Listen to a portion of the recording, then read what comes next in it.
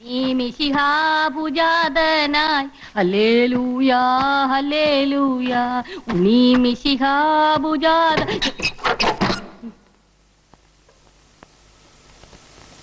എന്റെ മകളെ ഇത് ഞാനാ, നിന്റെ അപ്പൻ ഇറുക്കിപ്പര വർക്കി കണ്ണുറക്ക്. അയ്യോ അപ്പനാ, ഞാൻ വിചാരിച്ചു ഇവിടുത്തെ ഇടങ്ങേറി പിടിച്ച പോലെ തമ്പുരാക്കന്മാരും ആയിരിക്കുമെന്ന്. ഉമ്മറത്താരെയും കാണില്ലല്ല, മന്ത്രവാദി പിശാചുക്കൾ എങ്ങാട്ട് പോയി? കഴിഞ്ഞ ദിവസം ഒരു തമ്പുരാൻ ഈ വീട്ടിൽ പാമ്പ് കടിച്ചു മരിച്ചു. തെക്കേപ്പുറത്ത് അയ്യാക്കടെ കർമ്മം നടക്കേന്നു. എന്റെ മാതാവേ രക്ഷപ്പെട്ടു, ഇനി ആരും ഇങ്ങോട്ട് വരത്തില്ല. എന്റെ പൊന്നു മകളെ ഇതൊക്കെ മാറ്റി നിന്റെ സ്വന്തം രൂപത്തിൽ ഇങ്ങാട്ട് വന്നിരി. ദേ അപ്പച്ചൻ നിനക്ക് പൊരിച്ച കോഴിയും പൊറോട്ടയും കൊണ്ടുവന്നിട്ടുണ്ട്. എന്റെ അപ്പ കേട്ടപ്പോ തന്നെ വായില് വെള്ളവും. ഞാൻ ഇപ്പൊ തന്നെ ഇതൊക്കെ വലിച്ചു പറിച്ച് കളഞ്ഞിട്ട് വന്ന് കടിച്ചു പറിച്ച് തിന്നോളാം അപ്പാ. ഈ കുടുംബത്തിലെ ഒരു അംഗത്തെ പോലെ ആയിരുന്നു പണിക്കര്. അയാൾക്ക് ഇങ്ങനെ ഒരു ദുർമരണം വന്നല്ലോ ഭഗവതി. എന്റെ ഓർമ്മയിൽ ഇന്ന് വരെ നമ്മുടെ കാവിലെ സർപ്പങ്ങൾ ആരെയും ഉപദ്രവിച്ചിട്ടില്ല. എന്നാലും പണിക്കരെ പോലെ ഇത്രയും ഭക്തനായിട്ടുള്ള ഒരാൾക്ക് ഇങ്ങനെ ഒരു അനുഭവം വന്നല്ലോ എന്ന് ഓർക്കുമ്പോഴാണ്. മുത്തശ്ശി, നമുക്ക് മേപ്പാടനെ ഒന്ന് വരുത്തിയാലോ? ഇതിനിപ്പോ മേപ്പാടിനെ വരുത്തേണ്ട കാര്യമൊന്നുമില്ല. ഒക്കെ ഈശ്വരവിദ്യാന്ന് കരുതുക. പണിക്കര് പാപകർമ്മമൊന്നും ചെയ്തിട്ടില്ല എന്ന് ഏട്ടൻ പറയാൻ പറ്റോ?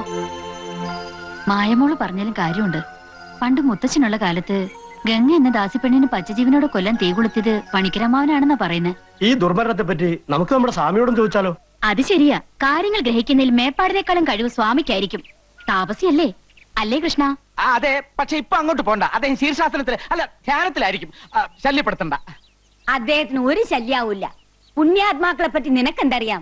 സ്വാമിയുടെ ജ്ഞാനദൃഷ്ടിയിൽ ചിലപ്പോ പണിക്കരുടെ ആത്മാവിനെ കുറിച്ച് വല്ലതും തെളിഞ്ഞാലോ? സാവിത്രി കൂടെ വാ, നമുക്കൊന്ന് ചോദിക്കാം. മുത്തശ്ശി, അങ്ങനെയാണെങ്കിൽ ഞാൻ കൂടെ വരാം. അദ്ദേഹത്തിന്റെ ഭാഷ നിങ്ങൾക്ക് മനസ്സിലാവില്ലല്ലോ. ജയ് ഹനുമാൻ.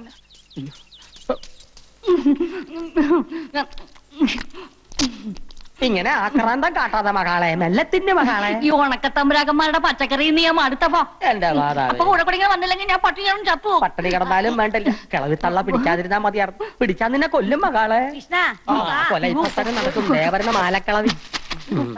ജയ് ഹനുമാൻ. ഈശോ.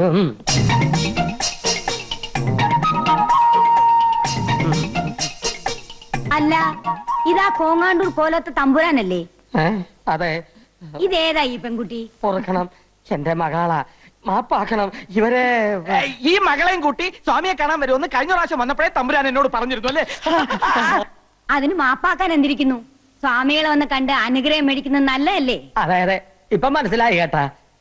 സ്വാമികൾ എന്തേ അകത്ത് പ്രാർത്ഥനയിലാണോ? മുത്തശ്ശി ഇവിടെ നിന്ന് ഞാൻ പോയി നോക്കിട്ട് വരാം. പെണ്ണുങ്ങള് പൂജാമുറിക്കകത്ത് ചേർന്ന് സ്വാമിക്ക് ഇഷ്ടമുള്ള കാര്യമല്ല. മകളുടെ പേരെന്താ?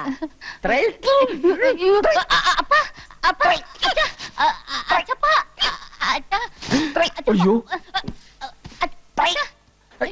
ഇതെന്ത് പറ്റി? മുത്തശ്ശി കുട്ടിയുടെ പേര് ചോദിച്ചതാ. എന്താ തമ്പുരാന്?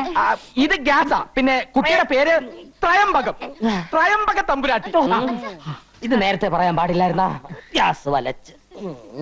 പൂജ കഴിഞ്ഞ് സ്വാമി ഇറങ്ങാറായോ കൃഷ്ണ? ഒരു 15 മിനിറ്റിന്റെ താമസമുണ്ട് മുത്തശ്ശി. മുത്തശ്ശി പൊക്കോളൂ, ഞാൻ സ്വാമി കൂട്ടിക്കൊണ്ട് അങ്ങോട്ട് വന്നോളാം. അത് വേണ്ട, ബഹുമാനിക്കേണ്ടവരെ നമ്മൾ ബഹുമാനിക്കും. അയ്യോ, അതുകൊണ്ടല്ല. പൂജ കഴിഞ്ഞ് ഒരു 15 മിനിറ്റ് ടോയ്ലറ്റ് പോണം സ്വാമിക്ക്. എന്നാലേ ഞങ്ങൾ പോയിട്ട് പിന്നെ വന്ന് കണ്ടു. നല്ലത്. സ്വാമികളെ കണ്ടിട്ടേ വീട്ടിലേക്ക് വരാം, ആഹാരം കഴിച്ചിട്ട് പോവാം. വരും, ഞങ്ങൾ തീർച്ചയായും വരും കേട്ടാ. താൻ ഊണ് കഴിക്കാൻ പോവല്ലേ? പോവും. തന്റെ മുട്ടേറി ഞാൻ തല്ലി പൊളിക്കും. പേടിപ്പിക്കാ. എന്നാ ഞങ്ങ പോണില്ല.